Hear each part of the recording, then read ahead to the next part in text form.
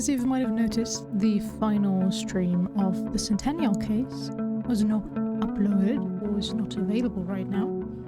And that is because Square Enix claimed that stream and the stream before. The stream before, it was only like 20 seconds, which is fine, it's not perfect, but could be worse.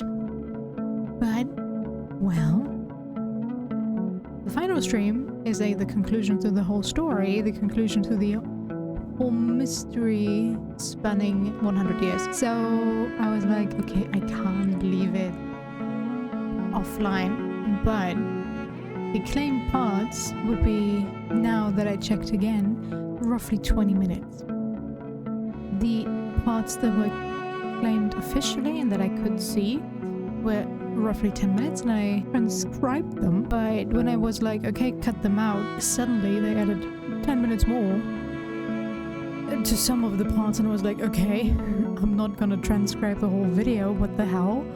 So I was like, okay, gonna do something very wild, something I haven't done in a while.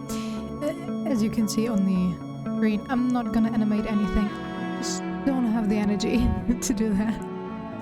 I'm gonna go through the final 3 chapters, the remaining part of chapter 5, chapter 6 and the epilogue in its entirety, and tell you a bit what's happening.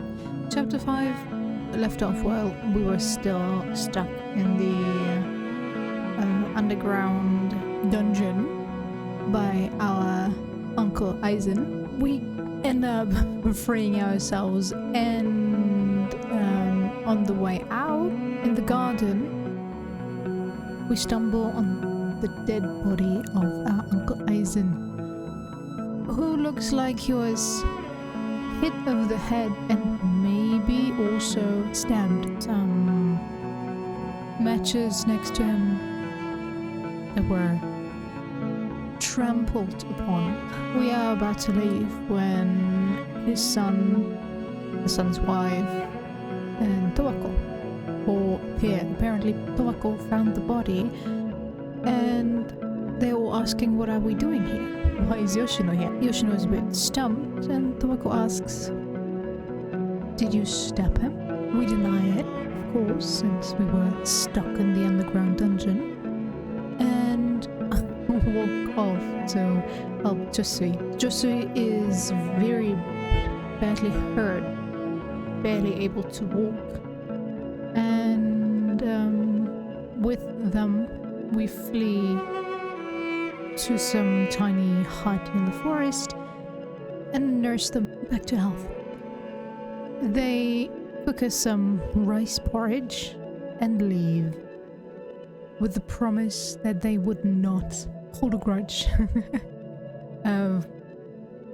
for the Red Camellia, because implication was that the uncle is the Red Camellia since he killed Gene, Yoshino's father, but turns out no.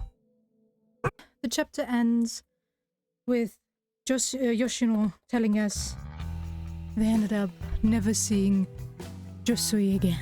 Now we're in chapter 6, back in the present. We have a lot of mysteries going on and we need to solve them. First one, since I said the likelihood of Eizan being...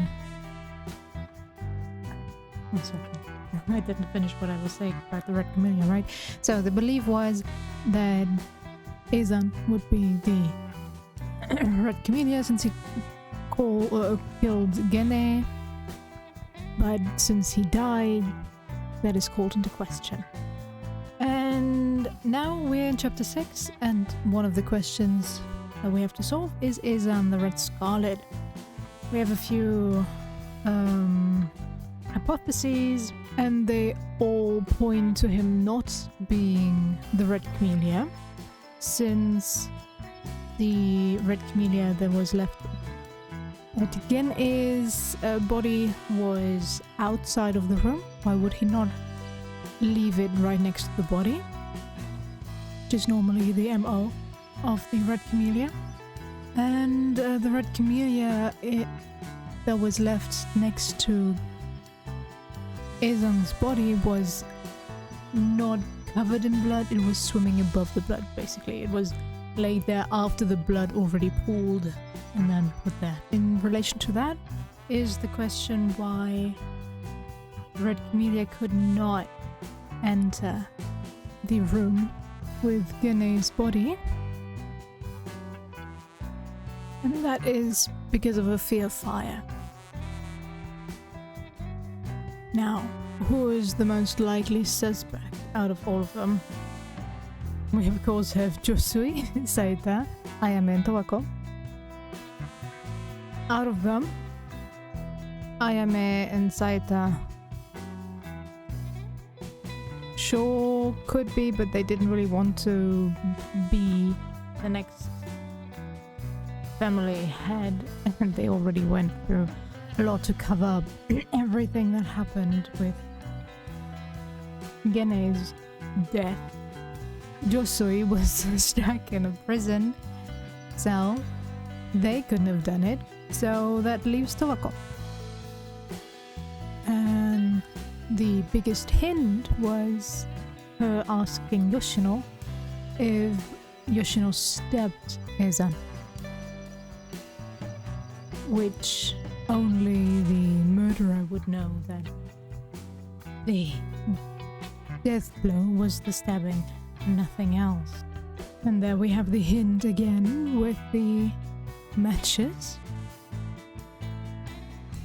Since Ezan knew that Towako was afraid of fire, he wanted to protect himself, lighting a match. That match was, well, decided as soon as Towako noticed. She grabbed those matches and destroyed them, making them unusable. So Towako is the red scarlet camellia in the old cases. Now, I'm not sure if that was in chapter 5 in the beginning, but we had a close-up on the doctor when she was left alone with Ryoe, the family head of the present day Hijimas, making it quite obvious what they're going with. And yeah, she is also the most likely suspect, even though when we go through all those clues, none of them point to her because, well, we barely know her and she wasn't there the entire time. But remember those noises when we found the body of the detective, hinting at someone being in the bushes behind us? And turns out that was the doctor.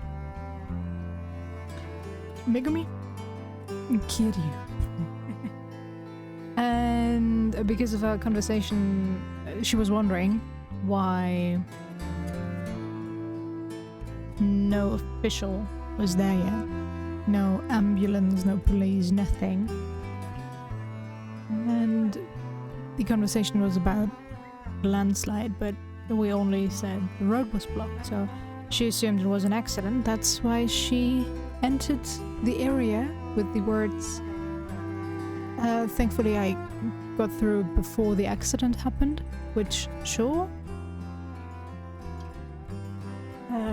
I guess you could say a landslide is also a kind of accident, but that already gave Akari a big hint as to who is the most suspicious out of all. That's also why we saw the clip of her being fixated on the doctor during everything that happened. But yeah. So it turns out Megumi Kiryu is Towako.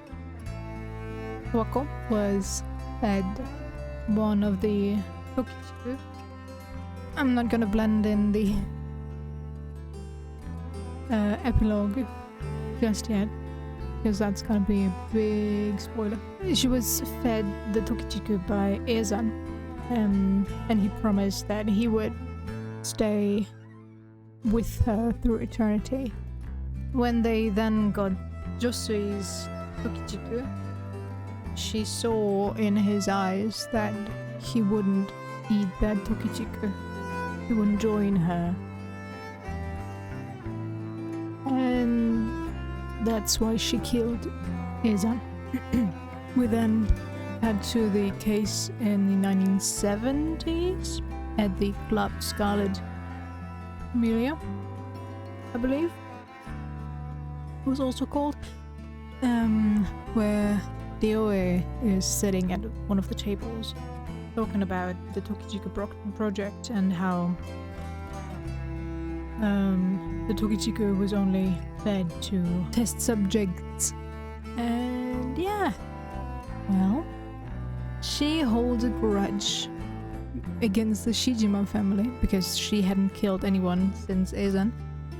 Since that conversation. In the same year, she killed the little brother of Ryoe, I believe. But yeah, that is the start of her grudge against the Shijima family as a whole. Because she just in her head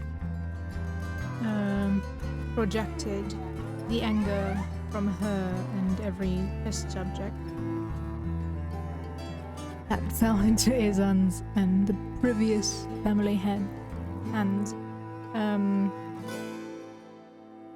onto the rest of the Shijima family, even though they stopped all those human experiments since the Eizan times. So, now we come to the epilogue, where we have one final mystery left to solve. Who is Josui? And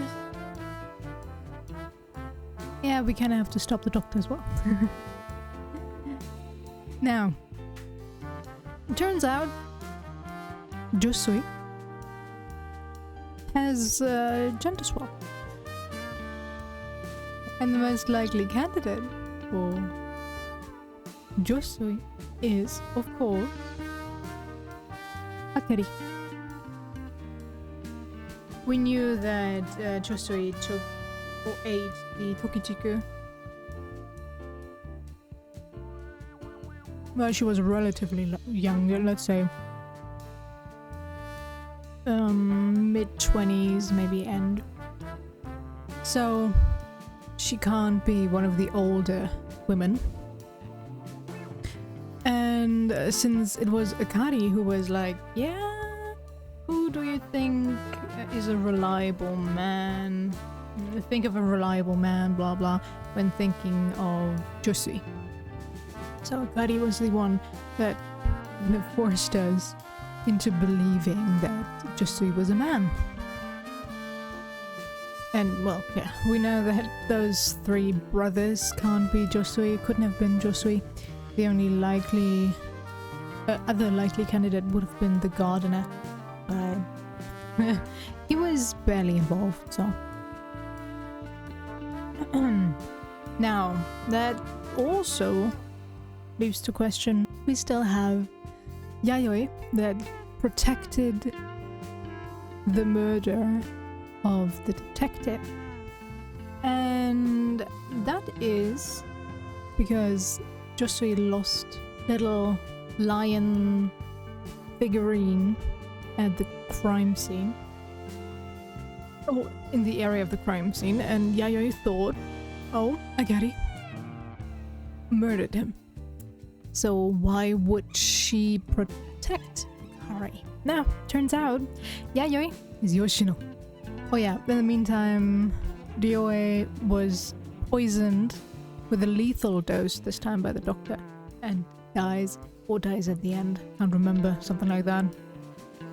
Kind of beside the point, yeah, she hired the detective to kill Ryoe, or well, poison him, so she could sweep in as the doctor and be like, oh, I'm here to help, while watching him slowly die. And yeah. That's why Ryoe is dead at the end. He dies.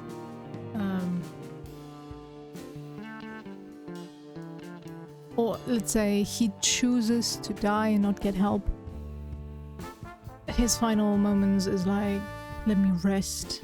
You live the way you want to, while I will die the way I want to. And he dies basically burying all the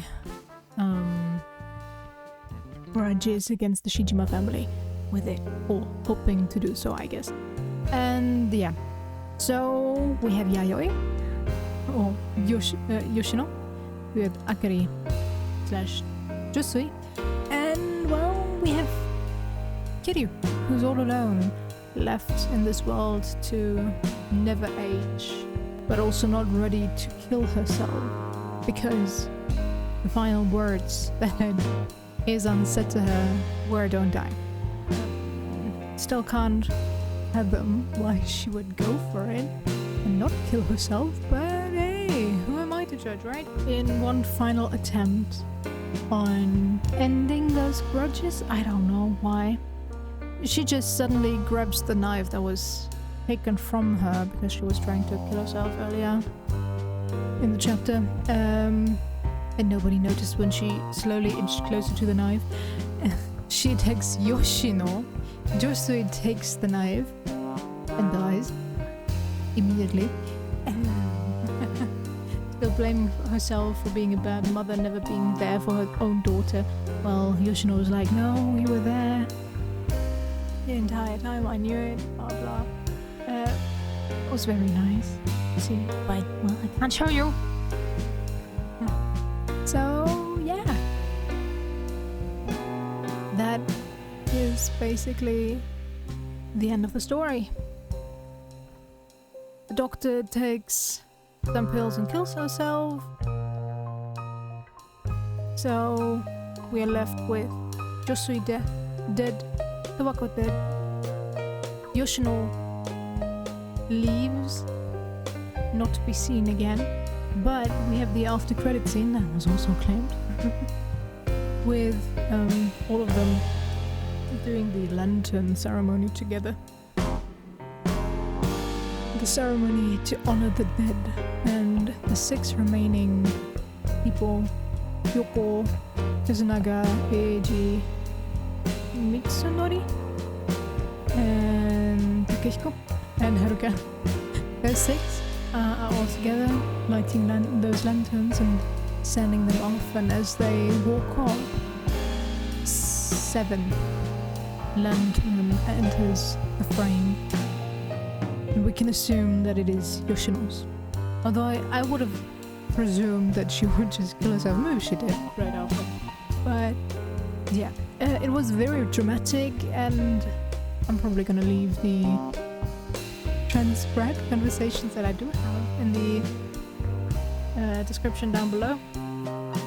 But yeah, that is, in my own words, and very cut down, the story of the final 2.5 chapters of the Centennial case, the big finale. I'm sorry if I didn't do it any justice. Have a great day, rest of your day, and I'll see you next time. Take care. Bye bye.